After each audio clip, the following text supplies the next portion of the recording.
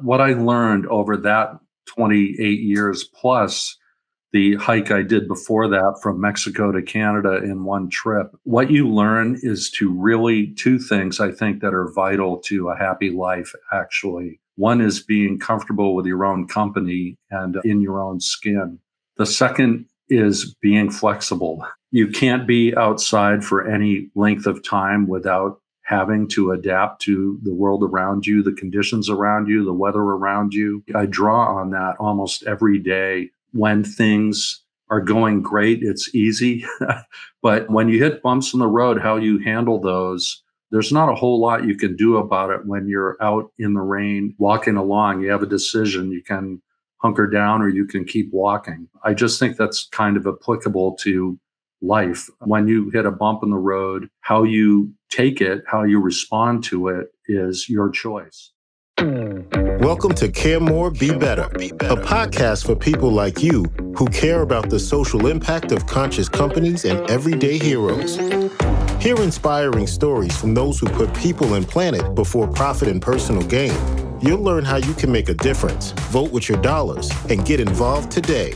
Here's your host, Corinna Bellizzi. Hello, fellow do-gooders and friends. I'm your host, Corinna Bellizzi. Back in fall and winter of this year, we began a deep dive into the greater stories of our outside world, from the share of what reforestation means to preserve and protect our planet to explorations of new lands that have been set aside, like the San Vicente redwood forests. Got my trail pass right here. All of this to really mean that we're working to inspire people to get outdoors, to connect with nature, to commune with what it means. So today we're going to continue that journey as we explore America's public lands with Jeffrey H. Ryan, author of a new book aptly titled, This Land Was Saved for You and Me. I know you probably can't help thinking of the rhyming song itself right now, or just the tune of it. This land was saved for you and me. In this case, it's a deep dive into how Gifford Pinchot, or Pinchot probably, Frederick Law Olmsted, and a band of foresters rescued America's public lands. Now, Jeffrey, the author, he's passionate about the outdoors and the conservation of public land. His work has been cited in Forbes, USA Today, Appalachia, and other notable publications. He is the author of 2 more books, Appalachian Odyssey and Blazing Ahead. He lives in one of my favorite cities in the world, Portland, Maine. Well, Jeffrey H. Ryan, welcome to the show. Thank you, Corinna. Thank you for your lovely introduction. Well, I have to put the H in there as many times as possible, right? Because otherwise people go to Google you and they will see like a dozen and I don't know, or so Jeffrey Ryans in the world. Including the one who invented Super Mario. That one might actually be trending now too. Yes. So that would be harder to kind of emerge from. So I just want to thank you for setting aside the time, for taking the time to actually send me an autographed book. So often I get these directly from the publisher and, you know, it won't have that little word of transcription written in there. And I mean, you just said, thanks for all you do, with appreciation for all you do, Jeffrey Ryan. It meant something to me. I know it may be small, but it goes to show that sometimes just a little John Hancock can make somebody feel very much appreciated. Thank you. So let's talk first about what inspired you to write this book, the journey that you've had thus far, and really what you can expect to learn as you pick up and read this book's pages. Well, everything sort of led me to this fork in the road or in the trail, as it were. As you mentioned before, my first book was about a 28-year hike on the Appalachian Trail with a friend of mine.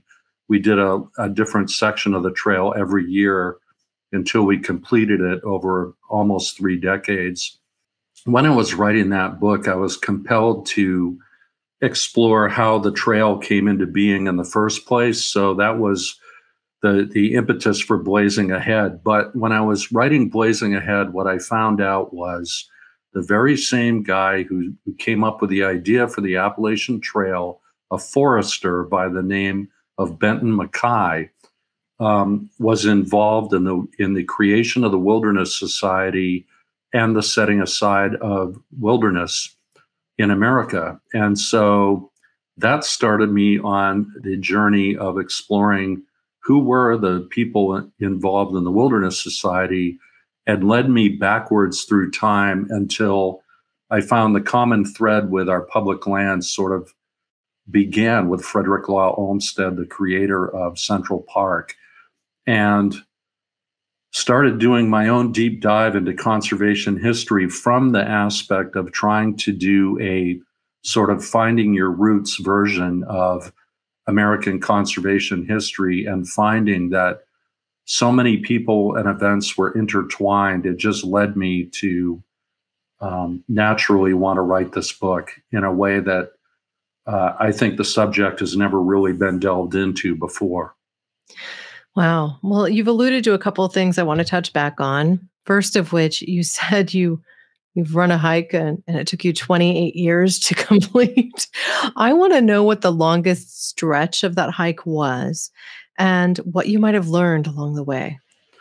The longest stretch of that hike was 17 days without a resupply. So we were carrying everything that we were going to be eating over that period by design.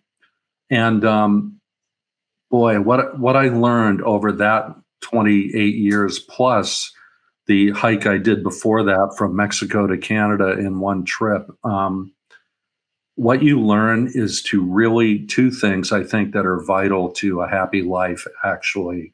One is being comfortable with your own company and in your own skin. The second is being flexible. You can't be outside for any length of time without having to adapt to the world around you, the conditions around you, the weather around you. And I draw on that almost every day. When things are going great, it's easy. But when you hit bumps in the road, how you handle those, there's not a whole lot you can do about it when you're out in the rain and walking along. You have a decision. You can hunker down or you can keep walking. And I just think that's kind of applicable to life. When you hit a bump in the road, how you take it, how you respond to it is your choice. And oftentimes I think it's an opportunity to sort of sit back and assess what's happening in a way that when we're running around trying to get from here to there, we don't often do. When you've gone through an experience like I have in hiking as much as I have, it just helps me. It reminds me to take that deep breath and say, the world isn't falling apart. I got a flat tire. I have a spare in the trunk.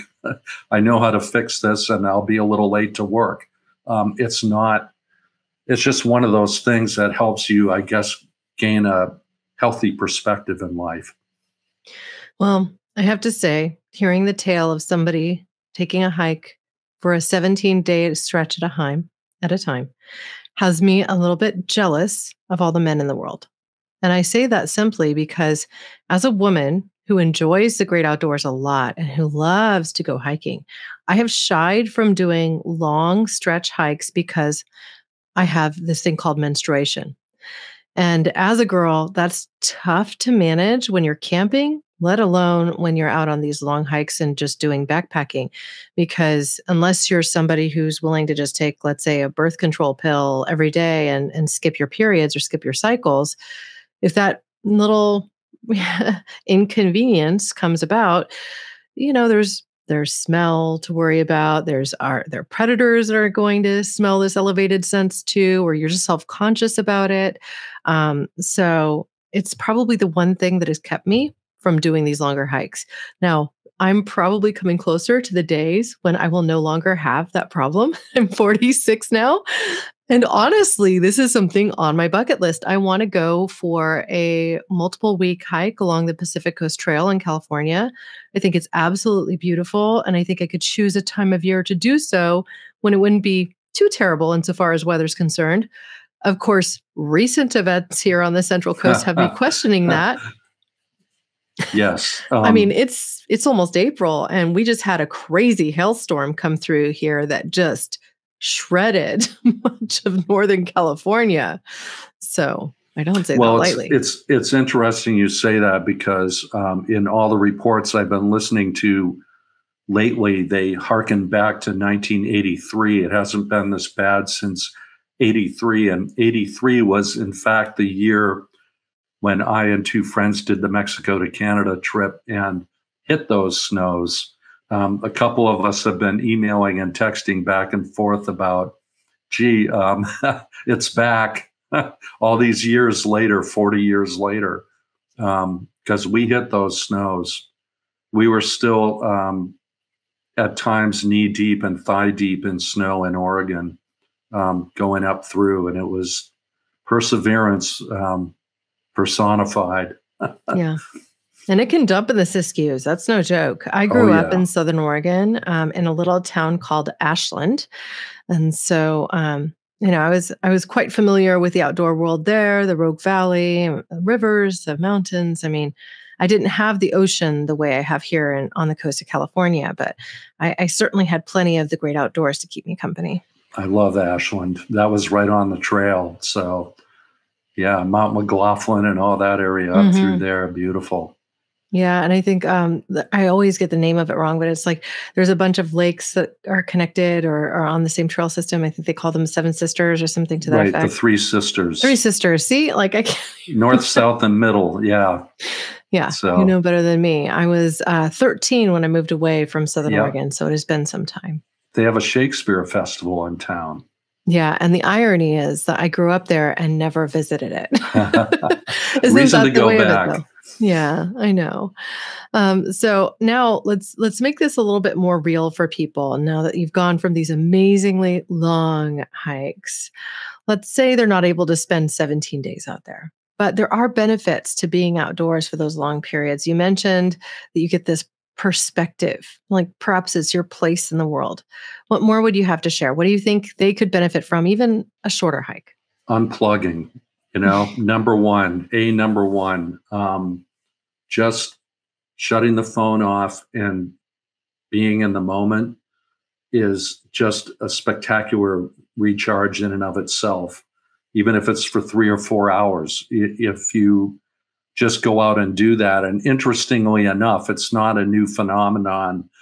When Frederick Law Olmsted was advocating for the creation of Yosemite as a park in 1864, he was talking about the regenerative power of scenery and how important it is not only to our well-being mentally and physically, but interestingly enough, he said, once we have had that experience, we will always be able to pull it back whenever we need it and be able to have that experience refresh us again. And what an amazing insight to make in 1864. Yeah, anyone who confronts tragedy in their lives or a lot of pain. I'll give you, for instance, I had my wisdom teeth extracted. I had them pulled out when I was already 19 years old.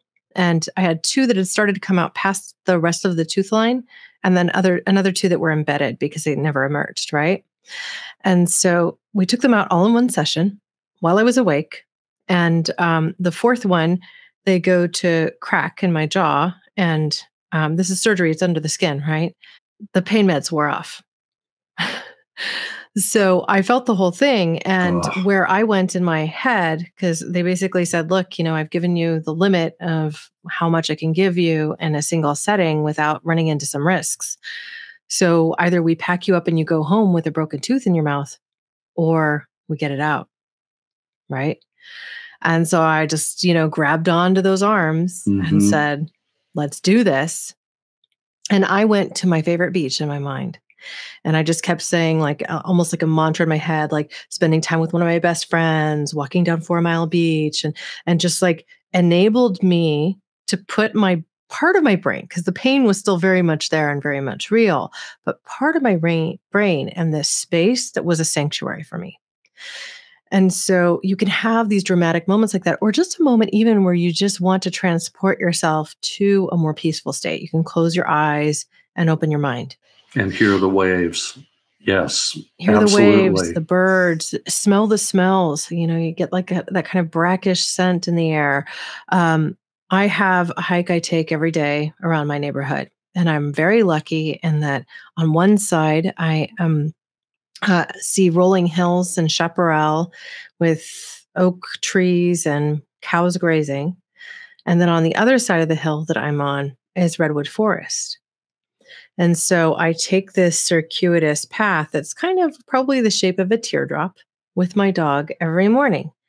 And the furthest point from my doorstep is what I call my meditation spot. Now, I don't really stop there long. It's like a pause. My dog might go pee, and then I continue on my way because I got things to do, right?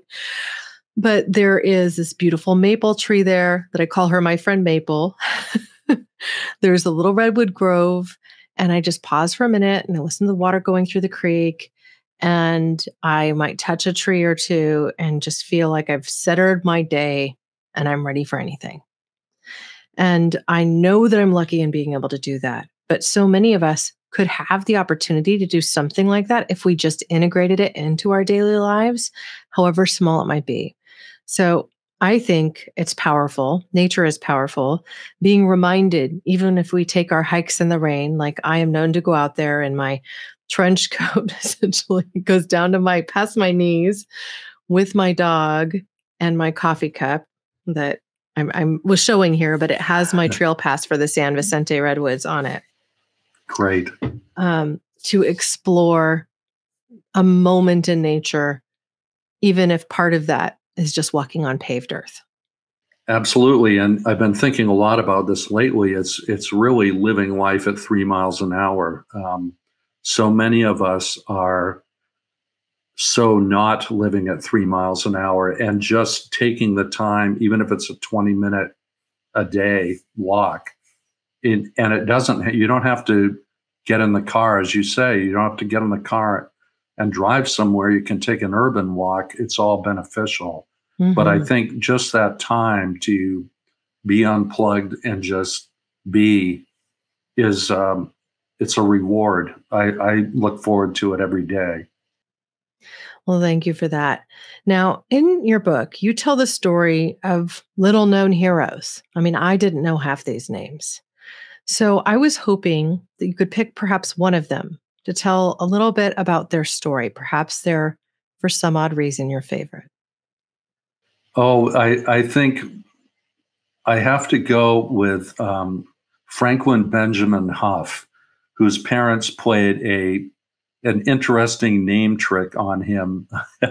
In many ways, I wish they had just named him Benjamin Franklin Huff. It would be easier. But anyway, Franklin Benjamin Huff was a guy who grew up in upstate New York and was from a family of fairly well-to-do means. He went to medical school in Ohio. He practiced medicine for 2 years, and he read a book by a guy named George Perkins Marsh, which interestingly was also written in 1864, and it's called Man and Nature. What Marsh had said in the book was that he had observed that man was having a negative impact on the environment, particularly in the form of clear-cutting forests, but in other ways as well. And so when Huff read this book, it had a really profound effect on him, so profound, in fact, that he quit his 2-year-old growing medical practice to travel throughout the United States and document the species of trees and how they grew and their preferred environment for growing, which was practically unheard of in the 1890s when he was doing this, 1880s and 1890s.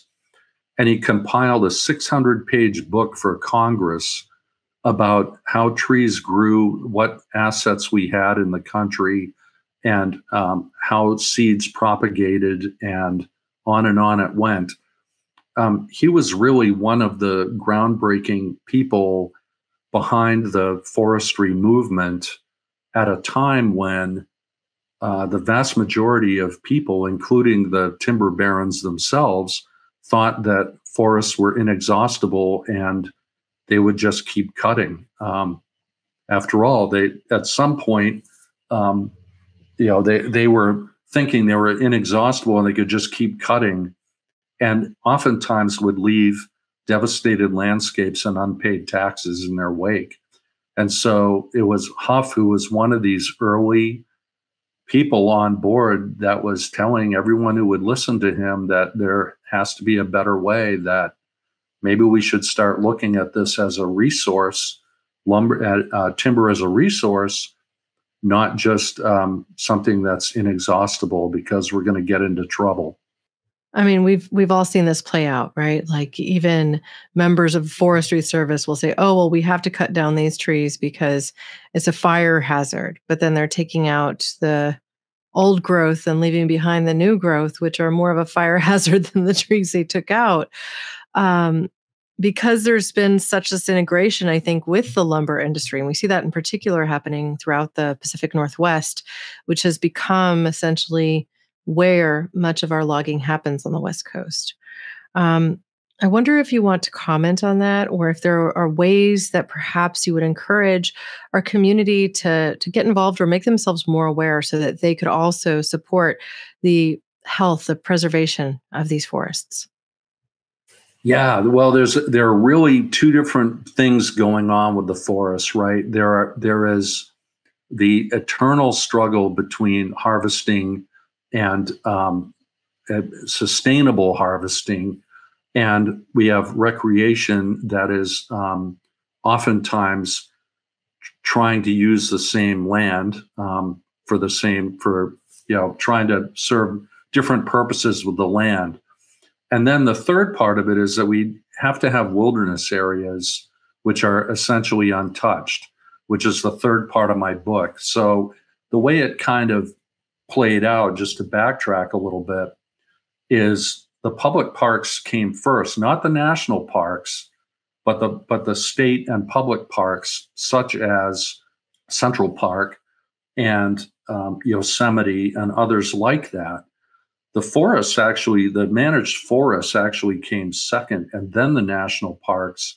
And then finally, there was this recognition that, okay, we have all these different kinds of parks and managed lands, but we really need this third kind of thing, which is wilderness, and we need that part protected and left whole. It's a good thing that piece was added, because in terms of climate change, we need those wilderness areas more than ever, but we also need, to your earlier point, the forest to be managed in a way that allows the trees to grow old enough to become effective, continue to serve their purpose as effective carbon sinks, but also have those generations of trees after them growing to a size large enough so that when those big trees are at the end of their life and need to be harvested or die, those can be harvested and the younger ones can take their place as the carbon sinks. Yeah. So there's a way to manage the land smarter. We're getting there. And there's a way to rewild lands that have been cut and are not in the public domain and can be purchased for the purpose of becoming wilderness and rewilded. And there's a lot of that going on in the Northeast right now. Well, I have to tell you the story of San Vicente Redwood Forest as I know it from this recent opening, right? So what happened is we had several different groups come together, buy essentially out chunks of land that were going to become part of this open trust that would be public lands that went open to the public to come hike their trail systems, and also set aside land for the wild habitat of the puma or the mountain lion, as for instance, right? An important apex predator out here. So we have successfully been able to do that. There's a long-term plan to connect different trail systems and go through dairy and things like that, right? However, in the midst of this trail system getting ready for everyone with almost $1 million just in preparation spent. We had the forest fires whip through Santa Cruz Mountains. And so many of the trees that made this forest a forest were burned to the ground, becoming cinder. Many of them had to be removed for safety reasons. Out of something like 5,000 trees that were assessed, 1,000 had to be removed. So that was reducing the count again by another 20%. And now we've had a new set of storms come through since the trailheads opened in December. I got to be there for a press event that was to a prelude to their opening, right? To date. And we had so many more trees fall down or have to be removed that it doesn't really feel like much of a forest anymore. Yikes. And so it's partially because it's on this ridge line, at least the part where they've set aside the trail system. But a lot of the trees were kind of older growth madrones, some redwoods, some oak, right? Mm-hmm. And because they had been so ravaged by drought and then fire, and now this deluge of water, and then winds that were like 80, 90 miles an hour, snow, hail, all of that wasn't the issue. It's the amount of water in a short amount of time. We had something like a total of, I think, 14 now atmospheric rivers come through California this season, and most of them have hit there. Right. So what do you do? That's the devastation that Marsh was talking about in 1864. It's brutal. Well, now it's like this land has to be rewilded. It's more shrub now than tree. Right. And so I've been going about once a month since it opened, and each time there's more trees lost. And so it's perhaps they were hoping some of those trees were going to come back, right? And so they left them out of that 5,000, but they just couldn't take it. Right. So they're too exposed. Right. Mm-hmm. They have to get beyond the small stage, the sprout stage, and get strong enough. And they're battling the odds. That's hard. That's harsh. It's pretty harsh. So my hope is that we see the forest recover, but I'm anticipating it being more shrub than tree for a while. Yeah. I have an interesting story about that. So I climbed Mount St. Helens the first year it was open after the blast, and it was absolutely devastating, as you can imagine. All you could see was a gray landscape as far as the eye could see. And 30 years later, I went back, and that was a couple of years ago, and did the same climb with the same friends. And it was awe-inspiring how Mother Nature came back in the wake of that, when you thought it would be like throwing seeds in the bottom of an old wood stove full of ash. There's no way. And not only has Mother Nature come back, but come back in a huge way. And but what's really striking is those old trees, many of them are still standing that were burnt in place. They look like gray flagpoles of these Douglas firs growing up through the understory, which is now starting to take over. And you can actually see the progression. We won't be able to see that visual for much longer, but it's like a marker in time. Here's what was here. Here's what is coming. And it's really inspiring to see that, yes, it takes time, but it will and can happen. Well, it's a blink of the eye, right? In terms of geologic time, that's a blink of an eye. And the other thing that's really striking is we were hiking along the edge of the boundary of the park, and you could see the monument, the volcanic monument, St. Helens, where Mother Nature was allowed to take over. And right at the boundary, growing right up to the edge of it, is the professionally forested monoculture that has been put in by the forest industry. And it's really, wow. I mean, this is the way it was meant to be, and this is the way it's being force-fed. It's quite staggering. Well, I remember my youth. My father lived in California, and my mother still lived in Oregon. And so we were driving up north through the Siskiyous a couple times a year at least, right? And I remember seeing how much clear cutting used to take place. Like just entire mountainsides laid bare, all in Northern California and up into Oregon. Thankfully, we're emerging from that. That doesn't really happen so much anymore. No, thank God. It's interesting when we hiked up through there when you say that, because we went through a section of Southern Oregon where we could literally tell how many miles we had done, because you'd hit a mile of trail through the forest, and then a mile through the clear cut, and then a mile through the forest. It was that checkerboarded at the time. Yeah, I remember that. Mm-hmm. It was really like, wow, what are we doing? But it was through the 80s, really. Right? That has changed. Yeah. That practice. Now, I wanted to go back to your book for a minute, because I realized we talked for a moment about some of the unsung heroes in your book, but there's also some nemeses in here. Yes. And I'm pointing in particular to the Secretary of the Interior, Richard Ballinger, who became Gifford Pinchot's nemesis in the public scandal that would cost Pinchot his job. Or is it Pinchot? Yeah, Pinchot. Yeah. Pinchot. C'est français. So that's why I was like. Very much so. Okay. So can you tell that story for our audience? Yes. It's really long, but in a nutshell, Ballinger was put into the post and immediately started battling with Pinchot. And what ended up happening was some of Pinchot's minions went to bat for the Forestry Service, and Ballinger was trying to undo them. And it blew up in the form of Alaska timberlands.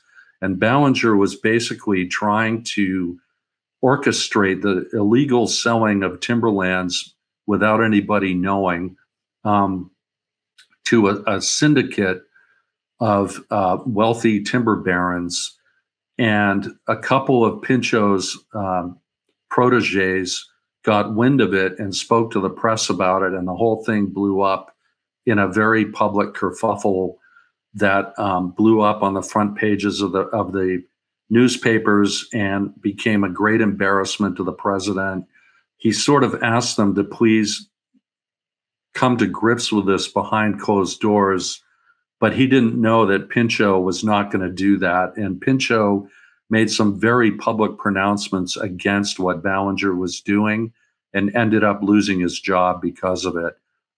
Basically, Pinchot didn't have Teddy Roosevelt, protecting him anymore. And as soon as Roosevelt's presidency ended, Pinchot kept acting as if he had carte blanche over the forestry policy. And it was sort of like Wile E. Coyote walking out over the cliff. And, I think he fully realized what he was doing. He was trying to advocate for the forestry department that he had created. And he just went a little too far for the comfort level of his bosses and found himself fired, very unceremoniously fired. The first head of the Forest Service, in typical Pinchot fashion, he went into work the next day and made a speech to his former employees and got a standing ovation, and and left town to go back to Pennsylvania, where he would go on to become two-time Pennsylvania governor. But it was ugly. Well, I think as many things in politics are wont to be. So it was good that he exposed it. It really needed to be. Yeah. So as it stands today, I was hoping I could kind of wrap up part of our conversation. And as we prepare for the close of this show, hear from you specifically what you're most proud of with this book, because I know this was quite the undertaking. It came about not as a self-published effort. So many authors these days are self-published, but this is a publication of Stackpole Books, who also reached out to me after we connected about having you on the show. So I want to give you the space to talk about that. Thank you. Yeah, what I'm absolutely most proud of in this book is that I was able to basically boil down the history of the development of public lands into three really important handoffs over 100 years' time. And it's really, it starts with, as I mentioned, Frederick Law Olmsted, who just a fantastic figure in and of himself. He just had so many insights that are mind-boggling today. But the importance of nature, the importance of scenery to our health, but also becoming the preeminent landscape designer in American history, and working at the Biltmore Estate and having the opportunity to give Gifford Pinchot basically his first job and his first chance at showing that forestry was a viable business, that managing forests as opposed to just cutting them down willy-nilly was a viable profession. And then Pinchot's own hires, the first foresters, coming to the realization that forestry was serving a purpose, but we also needed these sacred wilderness areas to become part of our patchwork, part of the American way, was really essential, and a huge uphill battle. Getting the Forest Service established was a major uphill battle, but nothing like creating the wilderness areas. And that took decades to get done. It actually took from 1935 to 1965 to actually have that take root and become an important part of our public lands mosaic, if you will. So I guess what I'm most proud of is making that connection, researching enough to make that connection, and then making it real through those very important people and what they were facing politically and philosophically, to try to earn the trust and get other people on board with this way of thinking, which was entirely new in every case. For Olmsted, building a park in the middle of an urban environment in 1858, and some of the thinking that he brought into Central Park, and in terms of identifying it as a need for urban dwellers to have nature in their midst, is mind-blowing. No one was thinking that way back then. And frankly, it's what makes New York City livable. Yes, absolutely. And that's what he Park. said, that not everyone had the means like he did to travel and get to places, but we could certainly make those places accessible to everyone who was already there. And again, for someone to be advocating for that then and having the insight just to bring that idea forth was incredible. And then again, here, another really interesting fact about him was in the Chicago World's Fair of 1893, he did the same thing. He created an island in the middle of a World's Fair that was bustling with tens of thousands of people, and said, we need to have an island for people to go to and get away from the throngs of people and just be able to sit under a tree. And, for someone to have that kind of an insight in a very other kind of environment is a pretty neat thing. Yeah. Well, you're preaching to the choir here, and something that you also reveal in this story, you talk about really the first landscape designers. My father is a landscape architect. And so back in the day when he got that degree, it was how he did that was a double major in botany and architecture, because they didn't have the FSLA or whatever the third party certifications and all that stuff. They're required to now bear a title of, I think it's ASLA. Yeah. Anyway, as it stands, he used to take me on walks through the forest and just point to a tree and go, do you know what kind of tree that is? And I wouldn't know. And we'd talk about it, and they'd tell me what the genus and the subspecies was, and, what kind of animals lived in it. And so my connection to nature from a very early age was established with this sort of inquisitive nature and the joy of it from my father's eyes that I wish every child could grow up with. And what I will just say across the board is I think it's critically imperative that we get to know where we live.